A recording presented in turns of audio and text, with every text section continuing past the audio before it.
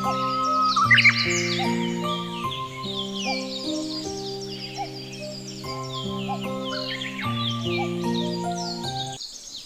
জাদুকরী রাজ্যে বাস করত এক মা পরী। তার ছোট সন্তান ছিল তার সবচেয়ে প্রিয়। কিন্তু এক শয়তান ডাইনি বুড়ির নজর পড়ে পরীর মেয়ের উপর। হঠাৎ একদিন ডাইনি এসে পরীর মেয়েকে বস্তাবন্দি করে চুরি করে নিয়ে যায়।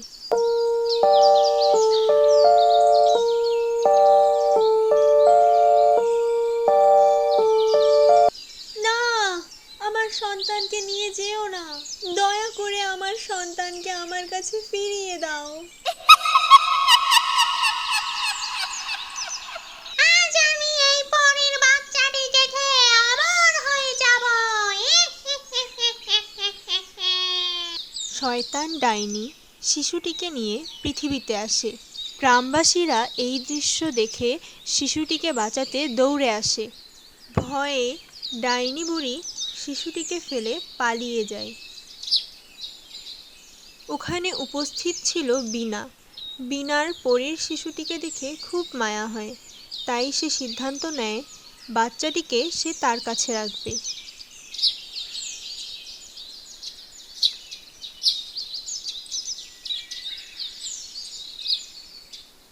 এভাবে কয়েক বছর পার হয়ে যায়। আমার সন্তান কোথায়? আমি তাকে ফিরে পেতে চাই।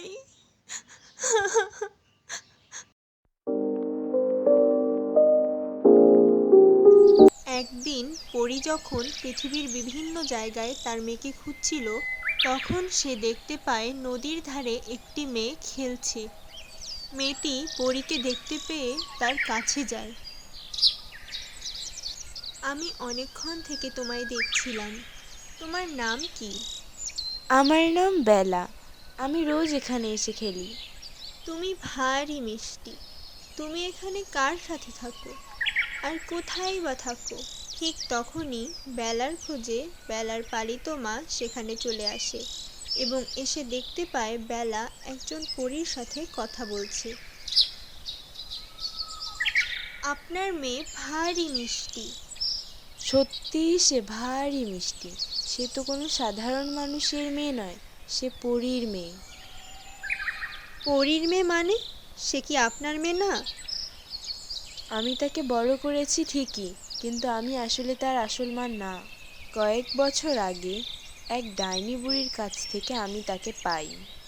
এরপর পরী বিনার কাছে সম্পূর্ণ ঘটনা জানতে চাইলে বিনা পুরো ঘটনা খুলে বলে। সব কথা শুনে পরীর আর বুঝতে বাকি থাকে না বেলাই তার হারানো মেয়ে। এরপর পরীও তাদের জানায় কিভাবে সেদিন ডাইনি বুড়ি তার মেয়েকে চুরি করে নিয়ে গিয়েছিল।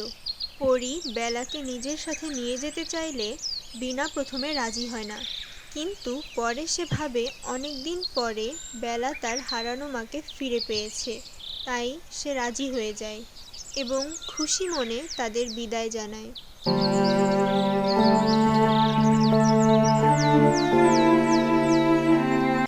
অবশেষে মা ও সন্তান আবার তাদের রাজ্যে ফিরে আসে।